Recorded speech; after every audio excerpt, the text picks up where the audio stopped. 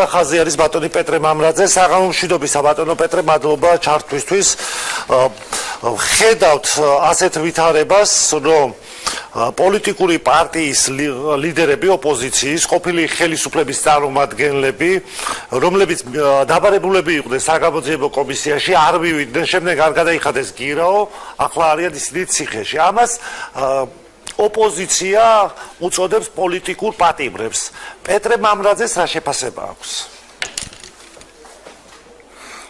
იცით, შიგნიდან რო ვიცი სიტუაცია და ბევრად განს რო ვიცნობ კარგად, შემიძლია დაწუნებით გითხრათ, რომ ეს არის თავშესაფარი მათთვის ახლა ციხე.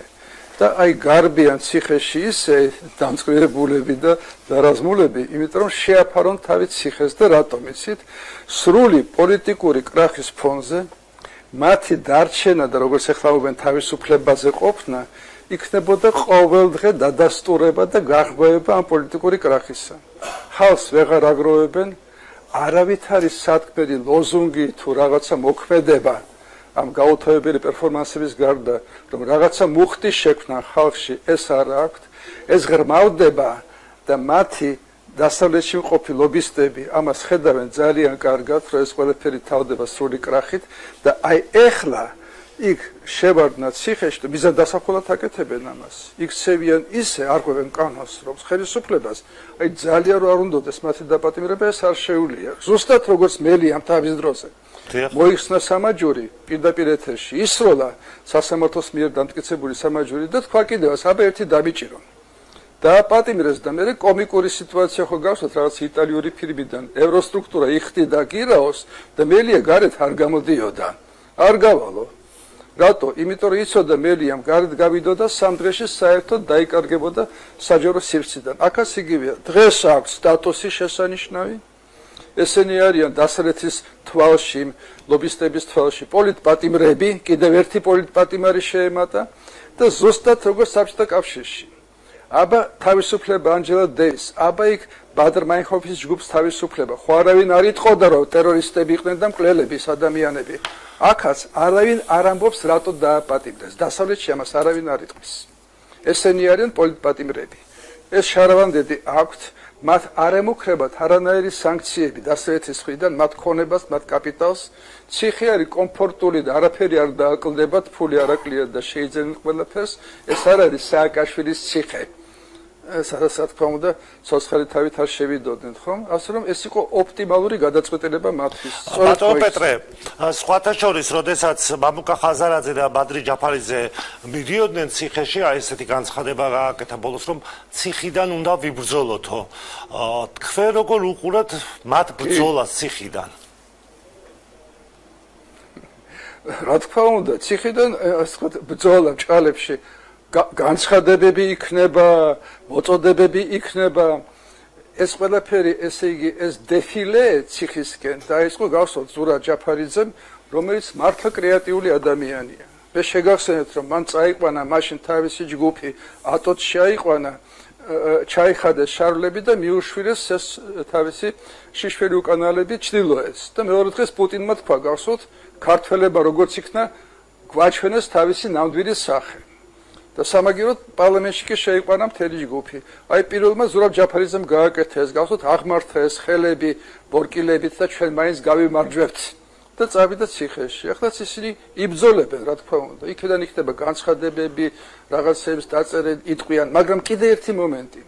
მოდის ეს ადგილობრივი თვითმმართველობის არჩევნები. გარეთ რო დარჩნენ, ხომ? უფრო მწვავეა მათთვის, ან უნდა მიიღო მონაწილეობა და მაშინ გინდა არ გინდა ფული უნდა დახარჯო, რაც არ უნდათ, იმიტომ რომ იციან რომ ფული გადაიყრება ტყუილად. თავის ფულს კაპიკს არ დახარჯავენ და სპონსორებისგან ფულის მიღება გაჭირდა ეხლა მოგეხსენებათ. ასე რომ ყველაფერი ეს გადაწყვეტეს ერთად და ბრძოლა გაგრძელდება ამ მეთოდებით, რაც გითხარით, განცხადებები, დასავლეთის ასე ვთქვათ, ზოგიერთი წარმომადგენლის აქ ჩამოსვლა და აქ და დასავლეთში განცხადების გაკეთება და ასე ხდება. ბატონო პეტრე, ჩვენ ნახეთ ხო ადრეს ზია ამოღლობელმა, რომელსაც არავინ არ იცნობდა საქართველოშიც კი, ერთი ამ თავისი ხულიგნური საქციელით მიაღწია იმას, რომ ამერიკის სენატში გინდათ თუ ევროკავშირში გინდათ, თავისუფლება მზია ამოღლობელს, ამ ჟურნალისტს, რომელიც ასე ვთქვათ იბრძვის თურმე სიტყვის თავისუფლებისათვის. აი ახაც ეს ელემენტი. ბატონო პეტრე, შედარებით, რასაც თქვათ, თქვენც თუ შეგიძლიათ აი ამის ანალიზი გააკეთოთ, რამდენიმე წლის წინ მაგალითად ხელისუფლება შედარებით ლოიალურად გამოიყურებოდა.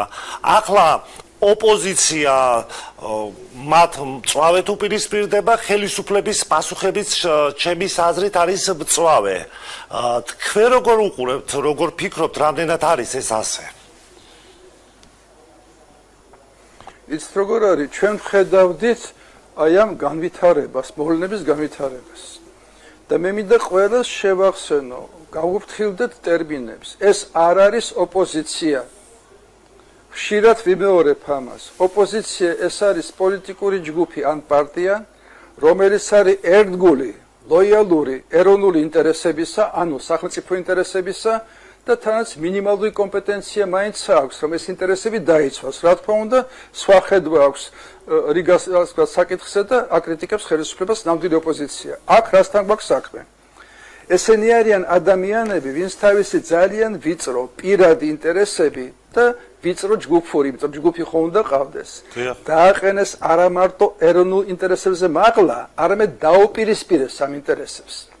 და ებრძვიან რეალურად ხელისუფლებას. აი, გახარია დღესაც გამოდიოდა.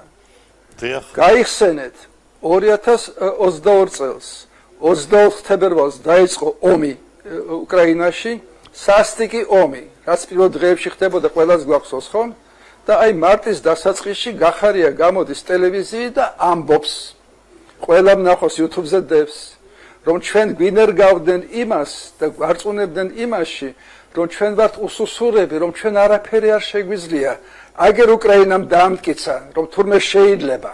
აი ჩვენთვის მაგალითი, შეიძლება ბრძოლა და ეს მაგალითია ჩვენთვის. უკასრად როგორ არ უნდა გიყვარდეს თუ გძულდეს შენი ქვეყანა, რო თქვა რომ უკრაინა შენთვის მაგალითია. იმ ტრაგედიის ფონზე, რაც მაშინ ხდებოდა უკრაინაში, როცა იხოცებოდნენ ბავშვები, ქალები და ძალადობა როგორი იყო, ხო? ეხლა 3.5 წელიწადია გასული, კიდე მაგალითია ჩვენთვის უკრაინა? დიახ. თუ მადლობა ღმერთს რომ გადაურჩით ამას. აი ამაზე ლაპარაკი, ეხლა გახარია და მისი ასე თქვა დაჯგუფება, ეს რა ოპოზიცია არის? ოპოზიცია არ არის, ეს ჩემი სიტყვები არ არის. თავის დროზე მადლენ ოლბრაიტმა უთხრა მთელ საქართველოს მაშინდელ ეგრეთ წოდებულ ოპოზიციას რო შეხვდა. აი ეს განმარტება, რომ თქვენ არ ახართ ოპოზიცია, ამას სულ სხვა რამე ქვია. და ქვია ანტიეროვნული, ანუ ანტისახელმწიფოებრივი ძალები. ამიტომ მათთან ბრძოლა, რა თქმა უნდა, გამწვავდა მას შემდეგ, რაც საქართველომ არ შეასრულა დავალებად მიღებული, გახსოვთ თქვენ, მაშინ უკვე მარტში 22 წელს, რომ გადაეცით ახლავე თქვენი ჯაველინები, რაც მოკიდეთ შეერთებული შტატებიდან მოვიდა დავალება და ბუკები გადაეცით უკრაინას ახლავე დაუყოვნებლივ.